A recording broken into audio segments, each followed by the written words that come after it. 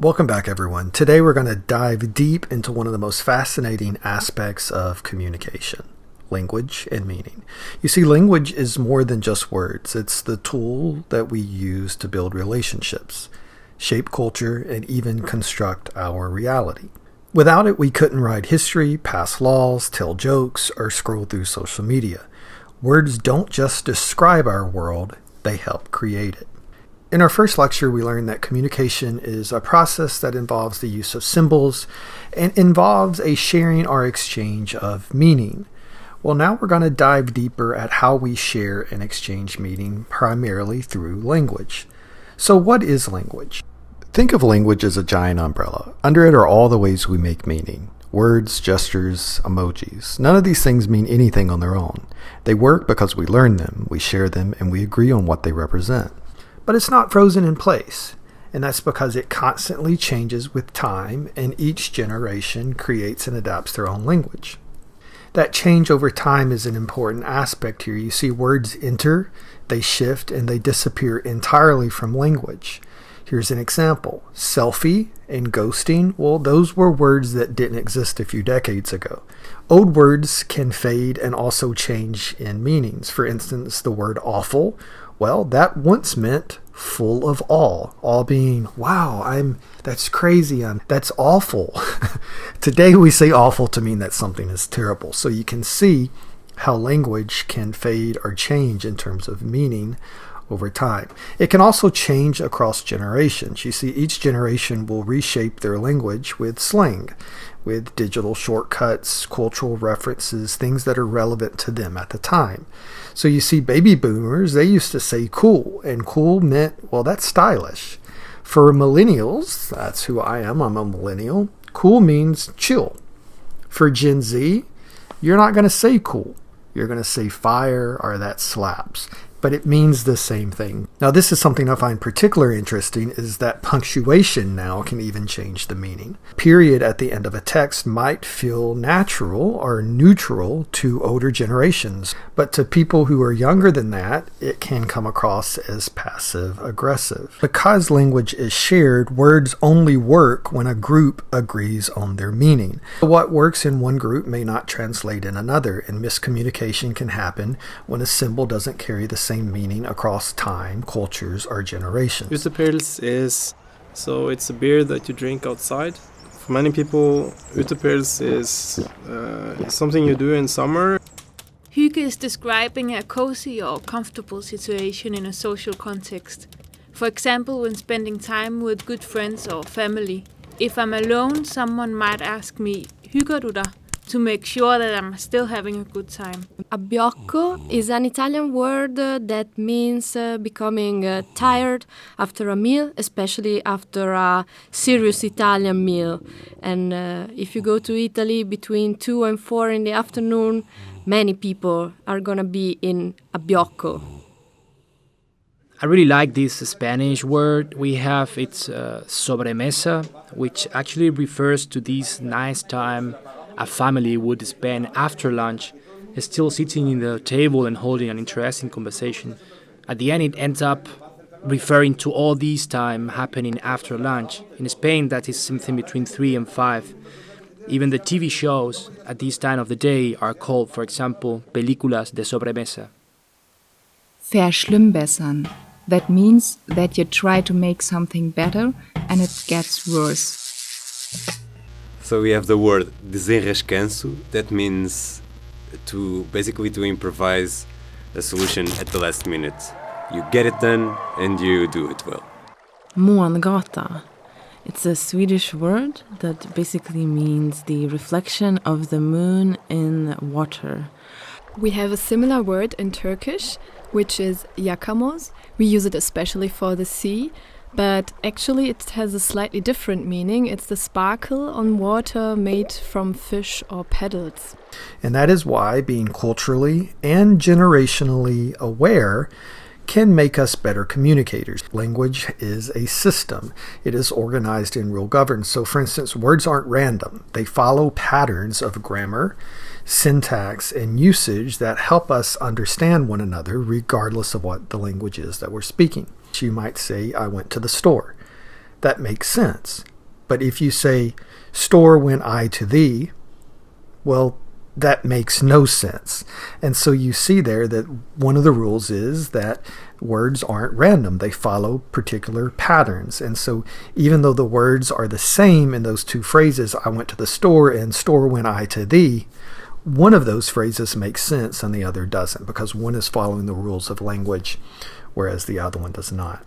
Language is also learned. It is not instinctual, meaning you're not born with the ability to understand language. We acquire it just like we acquire culture and other things through our interaction with others. So babies aren't born speaking English, Spanish, or Mandarin, but they learn whichever symbol system is surrounding them. So whatever language that they're hearing in their environment, that their parents and other people are speaking, that is going to be the symbol system or the language that they learn to speak. Milk.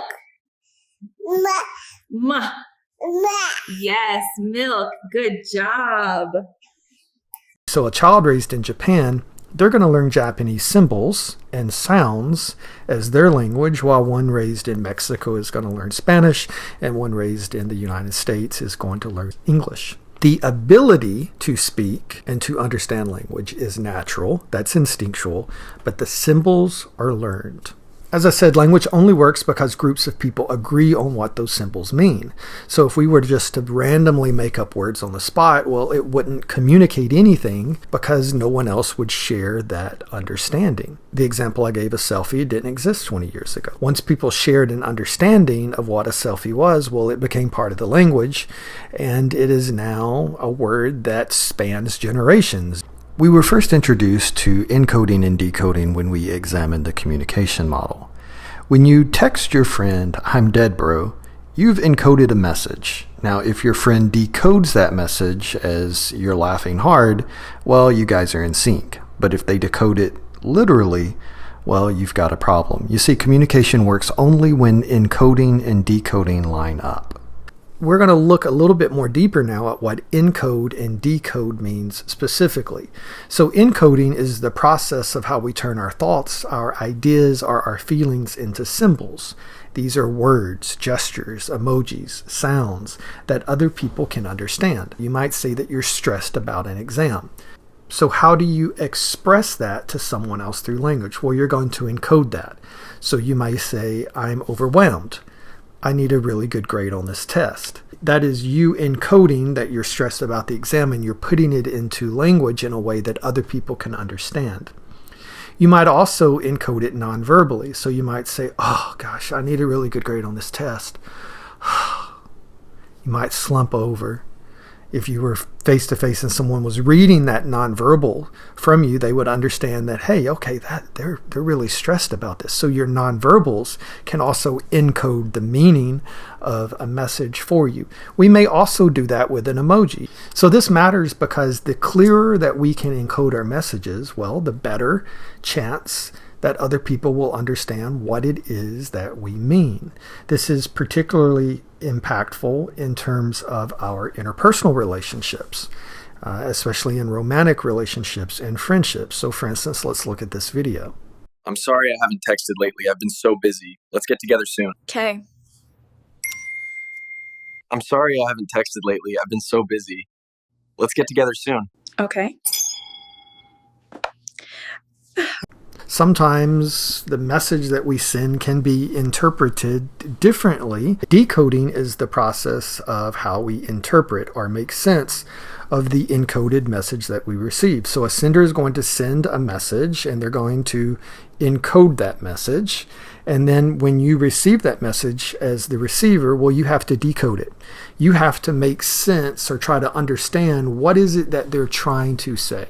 What is the meaning behind this message? When you hear that your classmate says, "I'm overwhelmed," you decode that as, well, they're stressed out. They're stressed out about school. But decoding isn't always perfect. So you might say, "I'm overwhelmed," and someone might decode that as, "Wow, they don't want to hang out with me. You don't want anything to do with me. Like, what did I do? What did I say?" and that may not be what they meant. So in that instance, the encoded message wasn't decoded properly, and that can be influenced by a whole host of things.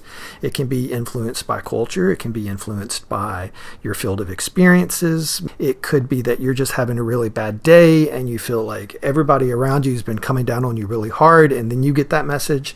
And so we decode things in the here and now. We decode it based off of how we feel as a receiver. And so we can see how that misunderstanding can happen. We also have semantics, syntax, and pragmatics. And this just means that language has layers. Semantics is about what words mean. Syntax is about how we put words together. And pragmatics is about what we really mean in context. This is why, hey, nice job can either boost your confidence or nice job can sting with sarcasm, all depending upon how it's delivered. When we look at semantics, semantics is all about the meaning of the words themselves. If I say the word dog, well, you probably picture a four-legged animal that barks, not a cat. That's semantics. That's the meaning of the word itself. But semantics also explains why words can mean different things depending upon culture or generation. If I say, that party was sick, well, do I mean it was disgusting or amazing? You see, slang also shifts the semantic. Syntax is now how we put words together. Same words, but different order can change the meaning completely. If I say dog bites man,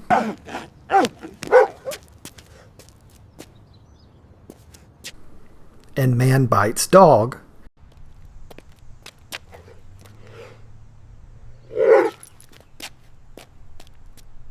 those use the identical words, but they tell very different stories.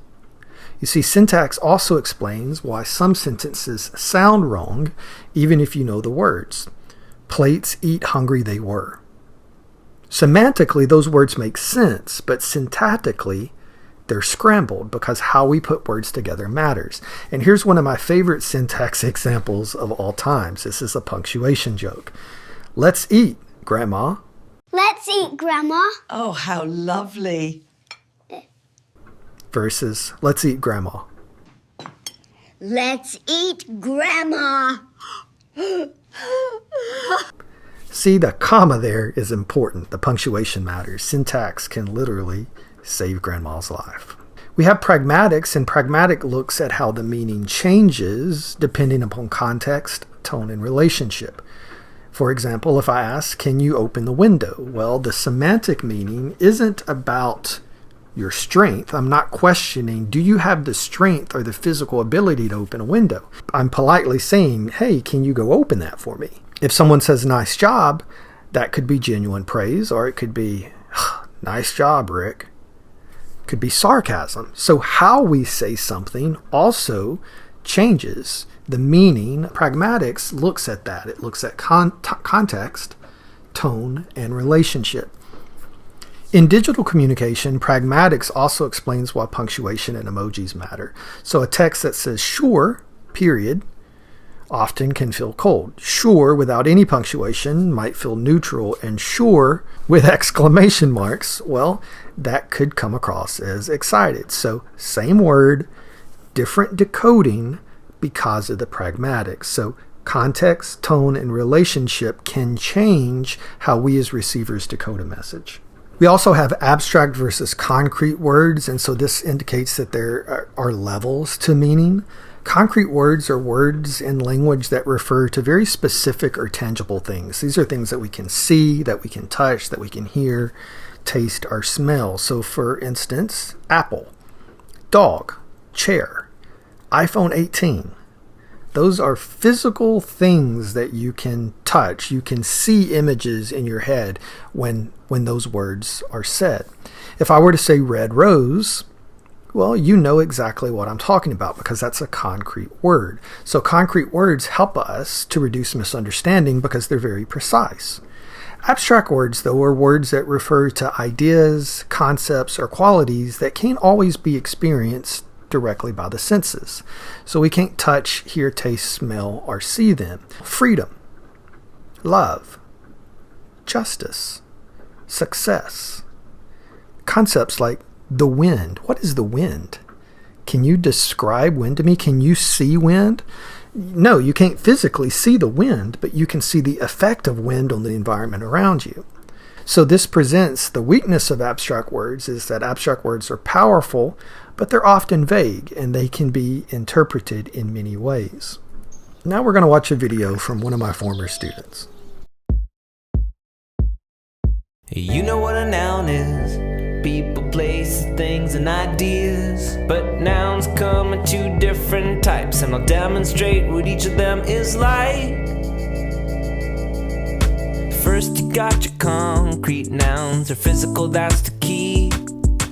Concrete nouns are everywhere. You smell, taste, touch, feel, and see.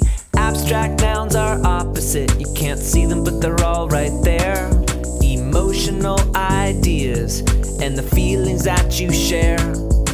Concrete nouns are physical, while abstract nouns aren't at all. See the candles, smell the cake, but what smell does excitement make? Concrete nouns are physical, while abstract nouns aren't at all.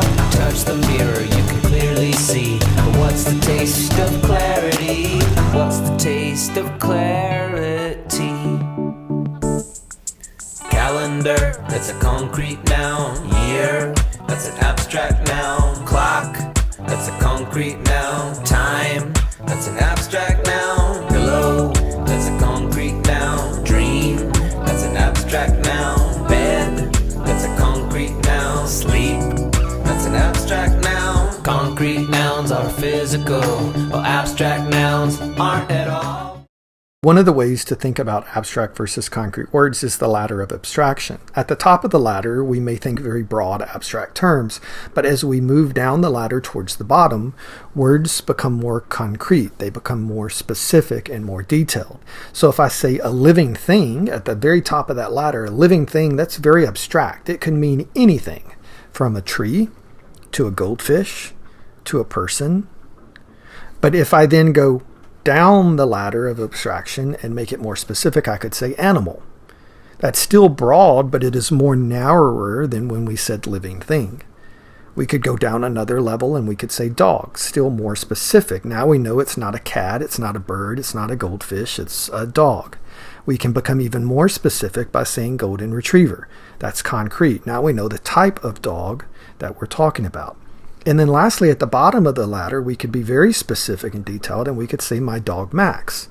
So why does it matter? Well, abstract words using language at the top of the ladder, that's useful when we want to inspire, when we want to generalize or speak broadly. So you might hear a politician say something like, we must fight for freedom. Well, that sounds great. That's a very abstract idea, and it's at the top of the ladder. They say that because it is inspirational. They're generalizing without speaking about concrete, specific examples. Both abstract and concrete words are important, but effective communicators know when to climb the ladder for inspiration and when to climb down the ladder for clarity. So being able to use abstract and concrete words effectively can enhance our ability to communicate. Another key feature of language is that words are arbitrary. And this means that there is no natural connection often between the sound of a word and what the word represents. The link only exists because people agree upon it. The symbols D-O-G form the word dog. The word itself, well, it doesn't bark, it doesn't wag its tail, it doesn't fetch a ball. It's just a sound, D-O-G, dog. It's a sound that we've agreed represents a specific animal. Now, different languages prove this point. For instance, English, we say dog. In Spanish, it would be perro.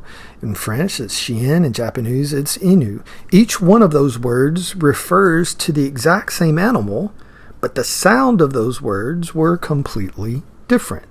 So why does this matter? Well, words only work when communities agree on what they mean.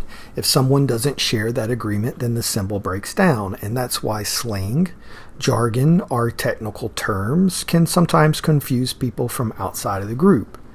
For instance, that word ghosting that I mentioned earlier in the lecture, well, in dating, that makes sense if you share an understanding of that term. But if you had no idea what the word ghosting meant, well, you might picture somebody in a Halloween costume. Now, there is one exception here. In English, we have what's called an onomatopoeia. What it means is that some words sometimes do sound like the words they represent. Buzz, crash, meow, boom. So those words are onomatopoeias. They sound like the words they represent. But even here, languages differ. So in English, a rooster is going to say cock-a-doodle-doo. In Spanish, it's kikiriki. And in Japanese, Kokekoko.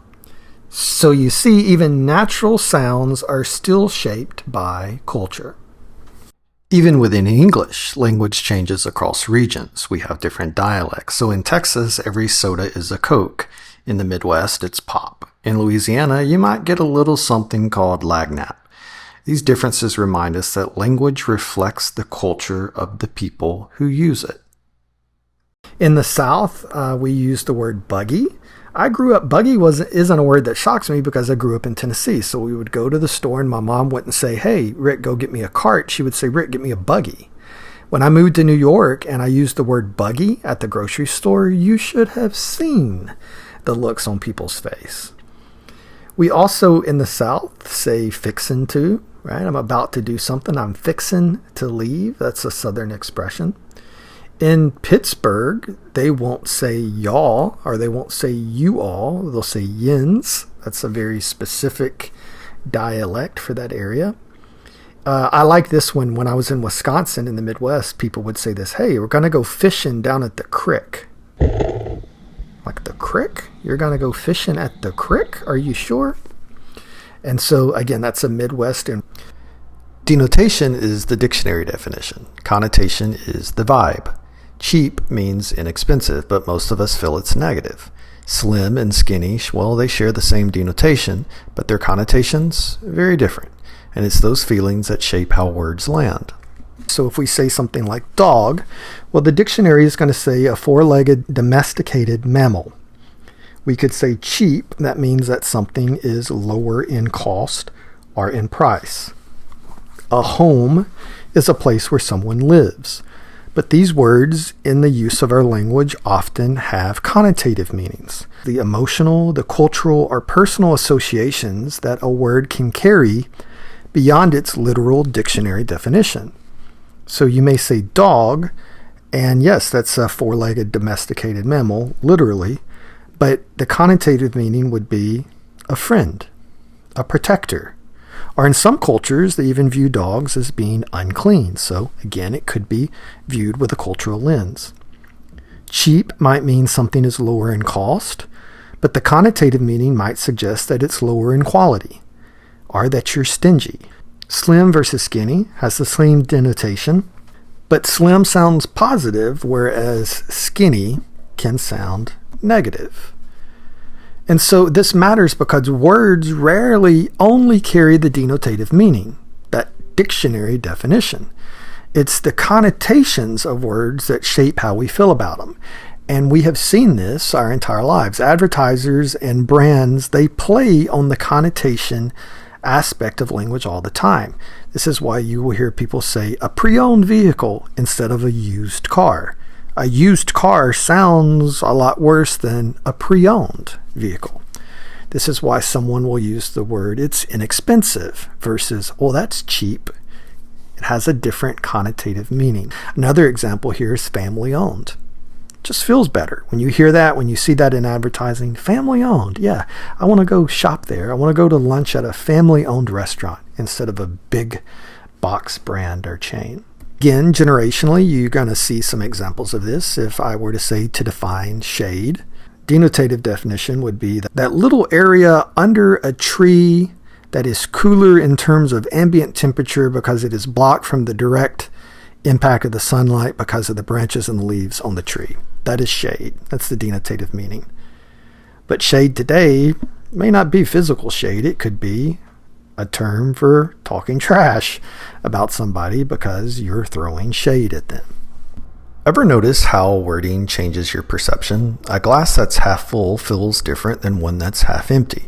Companies don't say job losses, they say downsizing. Same situation, but different framing. And those frames, well, they shape how we feel and how we respond. Also have euphemisms and doublespeak, and we use these elements of language to soften our disguised language to make something feel nicer.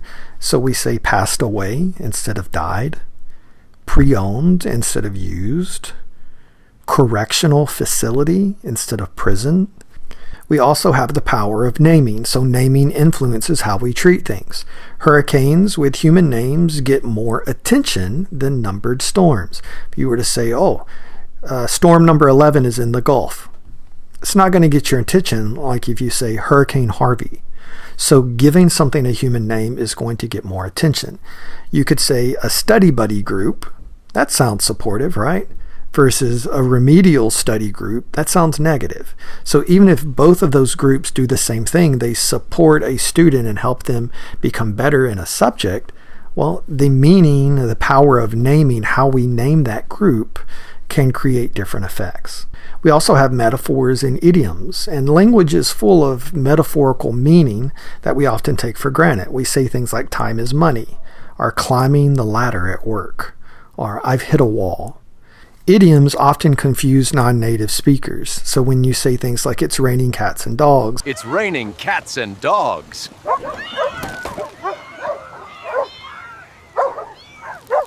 or hey, let's break the ice. Or maybe, hey, you got to spill the tea. That can confuse a non-native speaker because when they translate those words, they're translating them into the literal definition, and those words don't make sense. If you're speaking to a non-native speaker, you'll want to avoid idioms when possible because it can complicate the communication process for them. Also, we have language and digital culture, and this highlights how language continues to evolve over time. So now emojis have evolved as their own language. Even 10 years ago, it was not deemed professional to use emojis at work, and now I see people send emojis in email all the time. So it has rapidly evolved in terms of our use of language. We also share memes as part of our shared symbolic systems. So someone might send a message to me and I might not respond with words or an emoji. I might send a meme back. Memes are now part of how we communicate. We also have acronyms and shortcuts. FR meaning for real, NGL not gonna lie.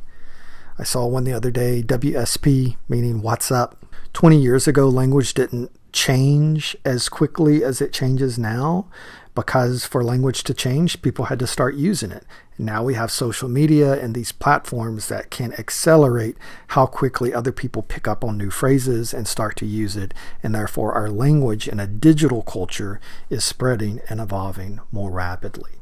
So you see through our lecture today that language is powerful, it's symbolic, it's cultural, and it's always changing. Words don't just describe our world, they create it. And the more we understand how meaning works, the better we can connect, belong, and make ourselves understood.